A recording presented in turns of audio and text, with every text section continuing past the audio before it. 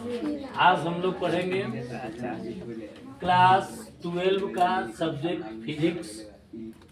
Chapter का नाम है सरल परिपथ। इसके एनसीईआरटी के जो आंकिक प्रश्न है उसका पहला सवाल हम लोग पढ़ेंगे। जो किरचॉफ का नियम और सरल परिपथ पर आधारित, विद्युत सेल पर आधारित चैप्टर है सरल परिपथ, उसी के एनसीईआरटी प्रश्न का क्वेश्चन नंबर पहला हम लोग पढ़ेंगे। क्वेश्चन इस प्रकार है कि किसी तार की संचायक बैटरी का विद्युत वाहक बल 12 वोल्ट है। यदि बैटरी का आंतरिक प्रतिरोध 0.4 ओम हो तो बैटरी से ली जाने वाली अधिकतम धारा का मान बताइए। अब इसमें हम देखेंगे कि तार के संचायक बैटरी का विद्युत वाहक बल दिया है, तो विद्युत वाहक बल को किससे लिखते हैं? विद्युत वाहक बल को ई से लिखा जाता है। ई का मान दिया है 12 वोल्ट। आगे हम देखेंगे एक बैटरी का आंतरिक प्रतिरोध। आंतरिक प्रतिरोध को किससे लिखते हैं? आंतरिक प्रतिरोध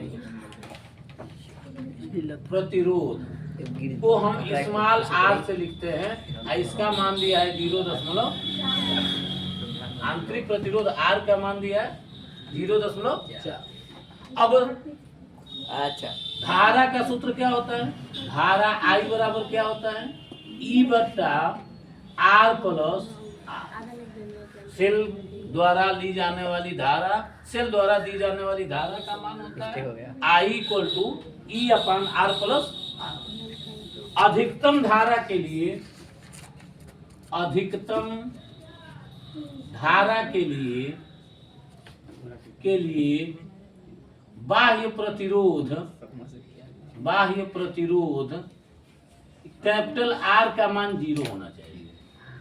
सेल द्वारा अधिकतम धारा कब मिलेगी? जब बाह्य प्रतिरोध का मान 0 होगा। तब ये सूत्र हो जाएगा आई इक्वल टू ई बट्टा आर, और आई के जगह पर आई मैक्स लिख देंगे।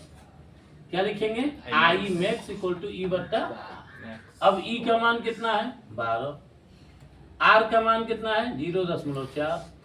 इसको दशमलव को एक स्थान हटाएंगे तो 120/4 हो जाएगा। 4 × 12 30 एम्पियर।